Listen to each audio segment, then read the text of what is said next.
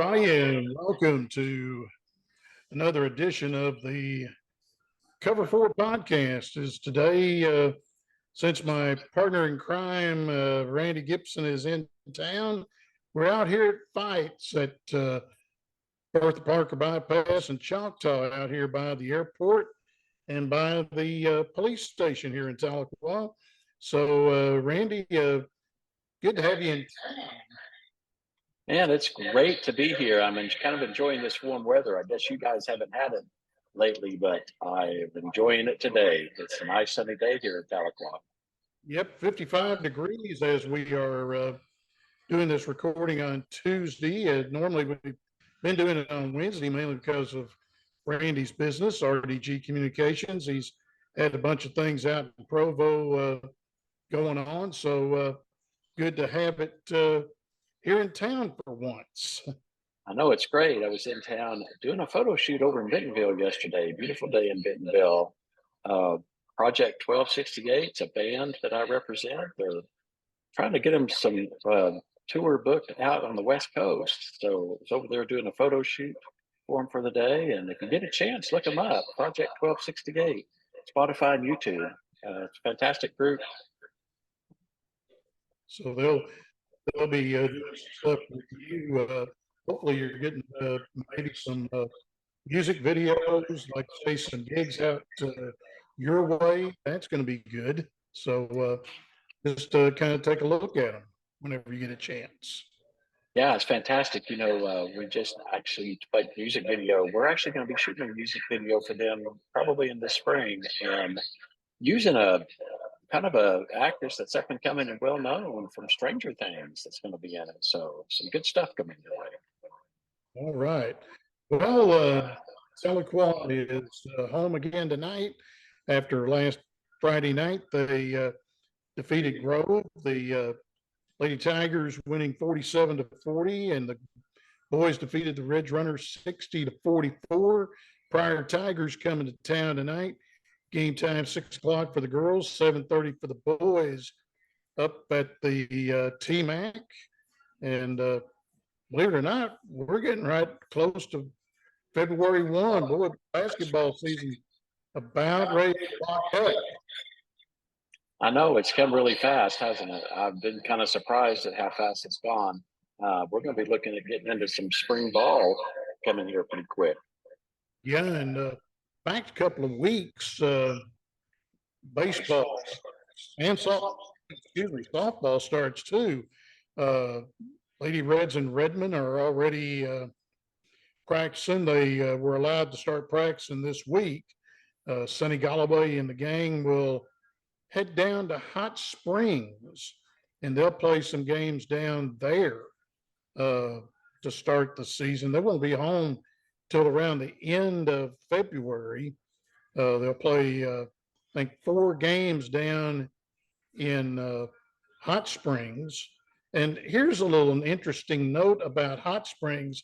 Besides being the home of Oaklawn, the racetrack, back in the day, Hot Springs used to be where the Major League Baseball teams would come for spring training way back in the 30s, 20s and 30s. One of them, the New York Yankees, used to be there. Really?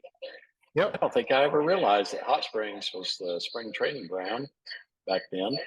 Back in the day, they were, which you have, of course, the hot springs there, the bathhouses. So that was part of the reasoning why the Major League Baseball teams played their spring training down there until they decided to go to Florida and Arizona now. Wow, interesting. Yep. That's fun.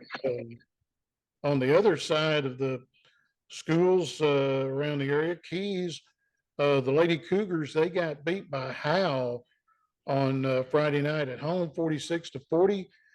Greg Barnes's ball club, the boys, they defeated Howe 67-51. So they split the 2 games Friday night. They get to go down to Spiro tonight and take on the Bulldogs in another 3A contest. Sequoia is home tonight. They take on the Rolling Rangers out at the Sequoia Center.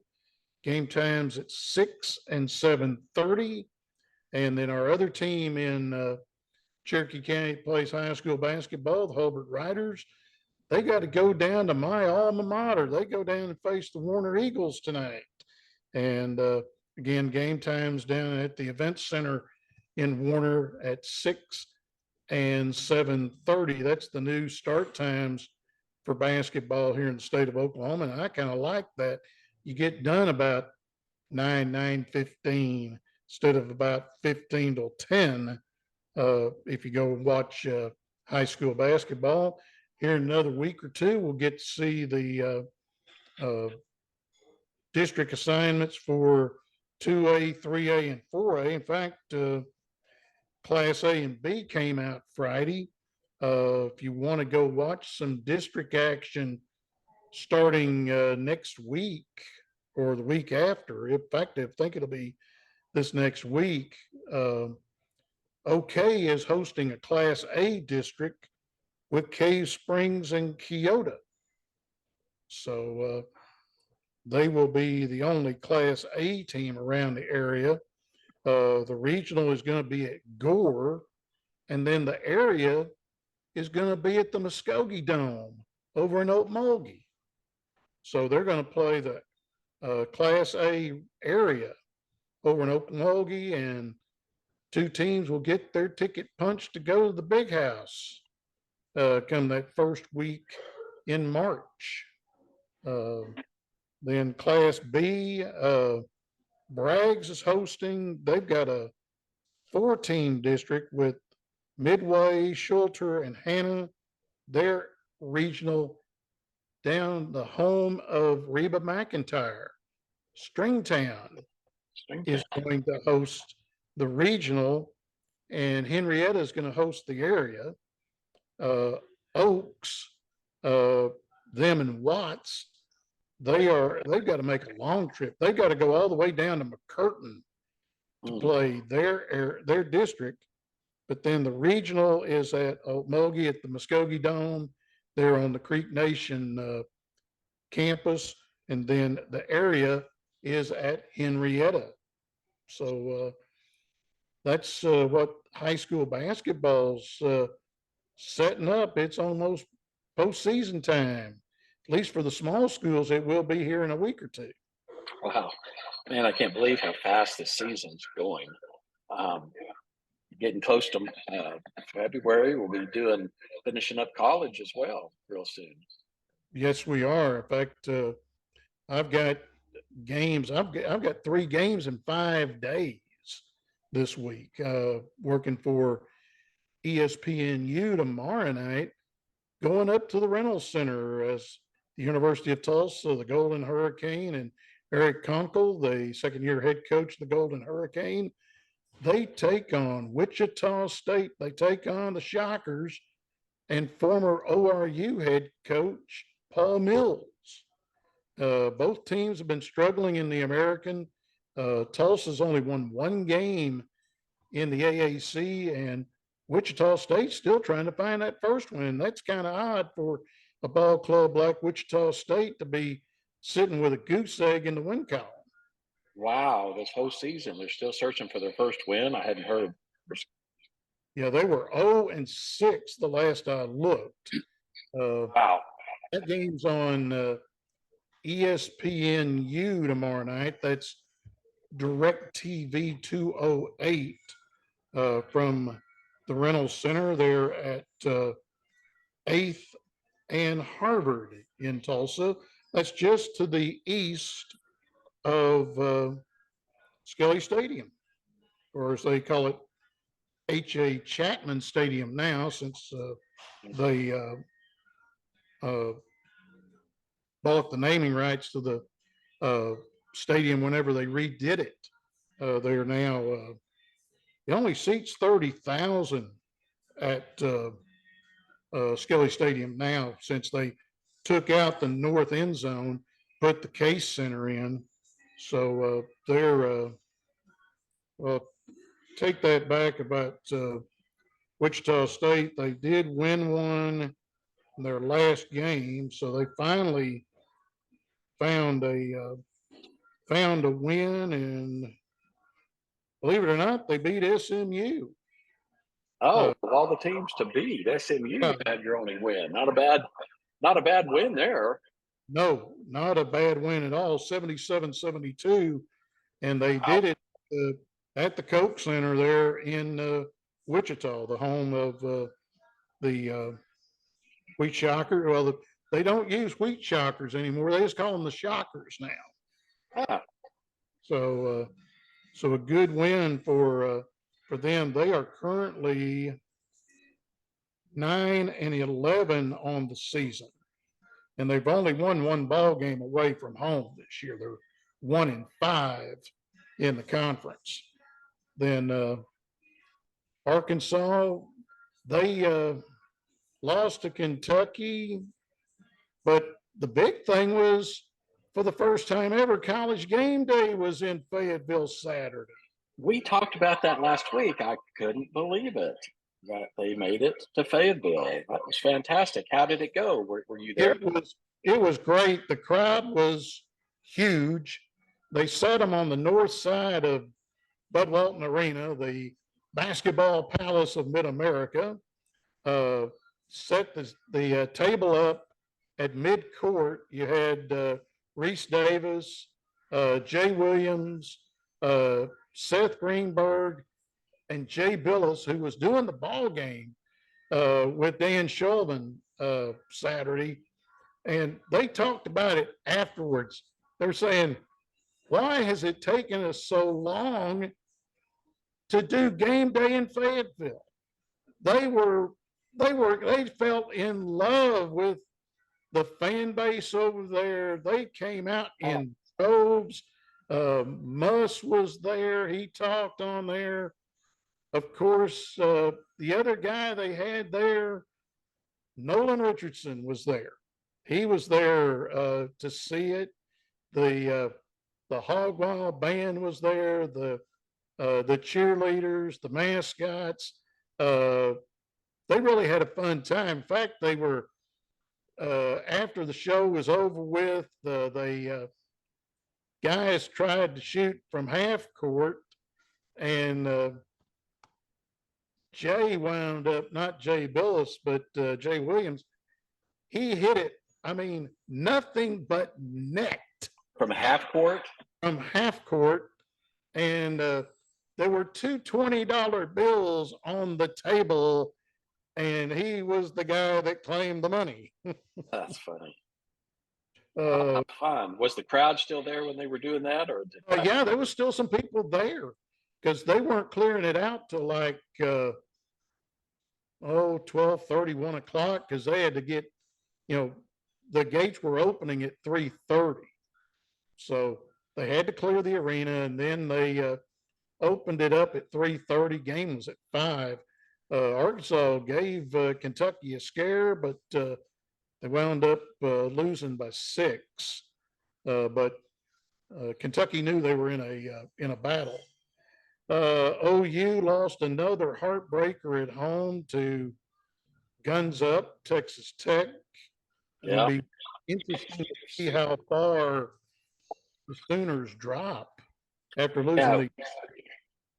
it will. They started out the season on a strong note. Porter Mosier looking strong with his team, and it kind of fizzled here late in the season. It's going to be interesting to see where, like you said, they eventually drop and where they wind up if they don't pick things up in a hurry.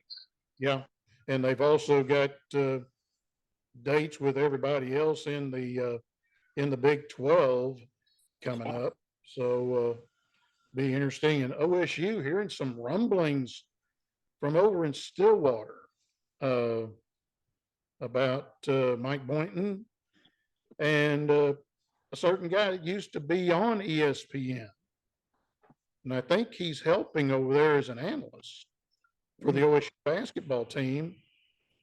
And if Chad Weiberg decides to pull the trigger and let Mike Boynton go, a lot of people, they were clamoring it last time. They're clamoring it again. Doug Gottlieb, possibly to be the head coach of the Cowboys. Keep Keaton Page at home because he's from Pawnee, played ball all 4 years at Oklahoma State. He's helping right now. He's a coach over there with Boynton. Uh, could it happen? I don't know. But the I think the Wolves are starting to howl a little bit over in Stillwater. Wow. Wow. So, but it'll be interesting to see what happens between now and the end of the year. On the NSU front, the Redmond and Lady Reds fell at Pitt State on Saturday. They lost, the girls lost 82-72, had a bad third quarter, and that proved to be the difference in the ball game. The boys got rolled by the Gorillas 97-73, but they're back home for 3 in a row. They've got home game Thursday night. The Emporia State Hornets come to town, 5:30 and 7:30 up at the Event Center. Then the Washburn Ichabods come in on Saturday, 1:30 and 3:30 for those tips. And then they'll be home on the 10th. They don't have a game next Thursday, but next Saturday, the 10th, the guy I call Clyde, Justin Berkeley, he rolls into town with the Hillcats. And sorry, Sutton, I won't be there. I've got to be in Fayetteville. So you don't get your extra dollar for getting to go to a basketball game. She gets $1 for every ball game that she goes to. And this goes all the way back to when she was little. I mean, we're talking a toddler, and she's now 7. She's a student at Cedar Ridge Elementary in Tulsa. She goes to school with her mom, Emily Warren Barkley, because Emily's the athletic director at Tulsa Union. So very short little drive from Union High School down to where she attends school. And Justin, the head coach of the Hillcats, his fingerprints are all over that basketball program up there. A member of the 2001 NCAA national championship team here at Northeastern, and still wears that national championship ring on occasion. So, so kind of back on the basketball front, I wanted to ask you your opinion on this. Don't know if you heard the story out here in the Midwest or not, but it is Big 12 country, so you probably did. Of course, here in Oklahoma, one of our favorite things to do is the horns down. Yep, I saw that. I heard about it. Little thing out in Provo with the Cougars. Yes, with the students. BYU students, about 9 of them in the student section called the Rock. Roar the Cougars, R-O-C, the Rock's what they call it, student section. 9 of them showed up on the front row wearing white shirts and blue, painted the words horns down, spelled out. Of course, Coach Terry from the Texas Longhorns basketball coach caused a firestorm of taunts and controversy when they played UCF. After the game, the UCF players were doing the horns down gesture, and I guess he got quite riled up about it. Wound up apologizing later for getting so upset about it. But it's always been a funny thing that Oklahoma fans have taunted Texas about for many, many years. They've gotten kind of sensitive about it. Big 12 stepped in and said you couldn't do that anymore, but as far as the players, but it hasn't stopped the fans. Now, one thing interesting, though, Jim, I'm sure you saw that if you saw the story. The BYU, it was actually the BYU coach that asked the students to remove the shirts. Oh, okay. Before he asked them to do it before the game started. They didn't do it. At the first media timeout, he strongly asked them. to do it, and he just said that's not the way BYU does things. They're Uh-huh. going to hold a higher standard, which kudos to him. But you got to kind of chuckle. Yeah, yeah. Texas, I mean, I loved what Kelvin Sampson said whenever he was asked about the controversy. Well, something about OU is not very nice. That said in the and Texas A&M is not very nice in the Texas fight songs, and so it's okay for that, but it's not okay to do the horns down. But Mhm. uh, kind of a fun thing going on out there. However, shirts or no shirts, it was horns down. BYU wound up winning that game. That they did. Bonkers. So, yeah, uh, yeah, next year I can't wait. I'll see Texas, the 16th of November Yeah, in Fayetteville, good deal. uh, but I will go up to the booth and, see my friend, Craig Way. I forgot to bring, the one thing I did forget this morning. I was going to bring out those, spotter boards that, Hmm. Craig for me. I was going to let you see these things. These things, that he uses that, his son Andy does the spotter boards for him, for not only for football, but he does them for basketball and even does baseball as well for him. Uh, they, they are very, very nice. He does it 11 by 17, then has little stands that they set them on, and they, laminate them, uh, for each ball game. And, they are, really good. I took, some of his ideas and developed them into what is my boards that I use whenever I get to do football again. Speaking about football, Tahlequah Tiger football released the schedule. I've been still trying to find the darn thing, but, I do know that, the first three ball games of the season, we're only going to have one at home as far as non-district is concerned. Now, the first game is going to be what they call 0 week. That's going to be the week before, uh, uh, Labor Day. And they'll travel up to East Central to take on the Cardinals. And their new head coach, Antoine Jimerson, used to be the head football coach up at Booker T. Then the home opener will be Labor Day weekend, and we'll take on the, Sapulpa Chieftains before we head over the next week, take on Dale Condit and the Wagner Bulldogs. So after we play the Wagner Bulldogs, Tahlequah will have a week off before they start the district. So, the, season will, begin as far as home will be Labor Day weekend up at Doc Wadley. Kind of, isn't it kind of strange for a high school to have a week off in the middle of the season?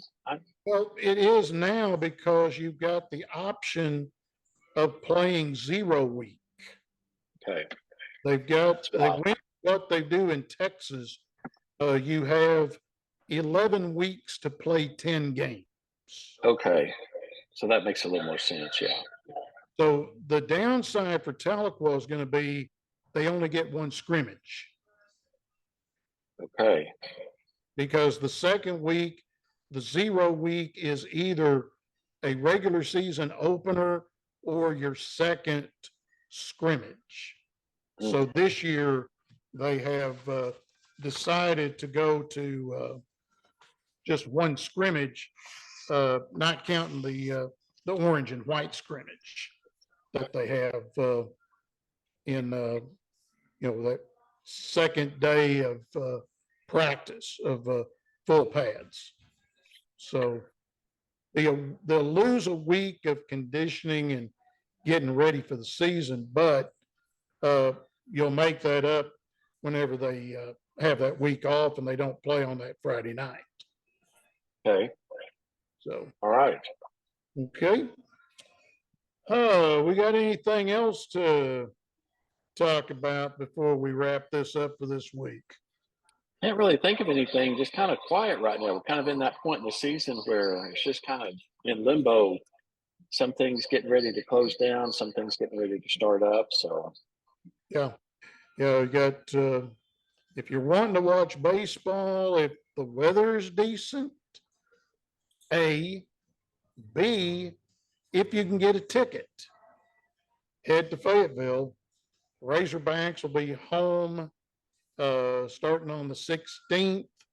They will take on James Madison. That's a 3-game series over there. They're I know I've got a basketball game during one of those dates, so I would have gotten a hold of former voice of Missouri Western, now the James Madison broadcaster, Dave Riggert, seeing if he would have needed somebody to have done 3 ball games from baseball for him, but they probably got somebody that will do their games over there in Fayetteville, or they may even take the feed from U of A for the ball games over there at Baum-Walker Stadium in Fayetteville. So, but like I say, about the end of the month, end of February, we get to see some baseball around here and some softball too.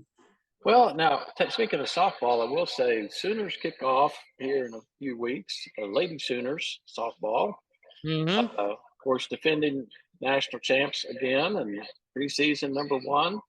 But they're getting that new field, Love's Field, and it's getting really close. Coach Patty Casso has ever plans, from what I heard this weekend in Norman. They're going to play there this season, and construction team needs to crank it up a notch if they're going to have the field completely ready. But it's getting mighty, mighty close to being able to start. And I think they're putting turf in there too. I know they did baseball. Mm-hmm. In fact, they put a brand new rug in at Dale Mitchell Park. I saw that. So yep, that will save on rainouts. Yes, it will. It will. It's going to be a beautiful softball park there. Yep, you know it will be. And Arkansas, they're going to have to do something here fairly soon, because all the season tickets, as far as if you want to sit down, you can't get a chairback seat. You got to sit out in the berm in the outfield. Yeah. You know, we were talking about, I'm glad Oklahoma's upgrading. The program has done really good. We were remembering a time when softball back in the day used to play in the park across the street from where the field is now, across from the band practice field. But now they've got the beautiful stadium expansion, and well-deserved, but they're going to need it because, like we know, they're headed into the SEC, and SEC isn't only football country, it's softball country as well. Ooh, tell me about it. It's I've seen it. I mean, with my own eyes, I've seen, you know, Auburn. I've seen LSU. Mm-hmm. Haven't seen Tennessee yet. Alabama. There's some excellent softball in the Southeastern Conference. 15 teams in the SEC play softball. The only team that doesn't is Vanderbilt. Vanderbilt, yep, that's right. So, but they're awfully strong in baseball. Yes, they are. Very strong in baseball. Yep. And I, back in the day, back whenever I was sports editor of the paper and was doing photography for the College Sports Information Directors Workshop, we played softball on that baseball field. Really? Between Vanderbilt Commodore Stadium and historic Memorial Gym. Now, here's something that Porter Moser is going to have to get used to when they go to Nashville. That is a basketball court that has been grandfathered in. Oh. The benches are on the inline. Because it is not it was made as a music venue, and you could not see like the first 4 or 5 rows if you had the benches there. So the benches are on the inlines. It's not just for OU, but it's also for Vanderbilt. Both teams' benches are on the inline. Get on SEC Network, or if they're on ESPN2, ESPNU, ESPN, when they have a game in Nashville, take a look. You'll see the benches are on the inline. Now the coaches can come down on the sideline a little bit. They extend the coaches box. So the coaches box is like an L shape instead of just straight up, straight up coaches box. Well, that will do it for this week's edition of Cover 4 podcast. We thank Dylan Fight and his staff out here at Fights. Come on out here and see them here at the corner of Choctaw and the Bertha Parker bypass out here by the airport, and also the police station here in Tahlequah. And Randy, one thing you got to do tomorrow as you head back to Salt Lake, look out for a stowaway. All right. That stowaway might be that grandson. That little 7-year-old stowaway. Yep. It very well could be. Very well could be. We got a fun afternoon. He's got a big plans for us already. Picking him up from school over at Greenwood today, and we've got big plans for the evening, just me and him. Okay. Enjoy it. Enjoy the flight back to Salt Lake, and we'll do the podcast. We'll have to do it later on Wednesday of next week, because I've got to go to Tulsa for a doctor's appointment up there. So be Wednesday evening before we can do the podcast next week. All right, not a problem. Just let us know the time. We'll have it up Wednesday night. Okay. Thanks a lot for joining us for the Cover 4 podcast, and we'll see you next week. See you all. So long, everybody.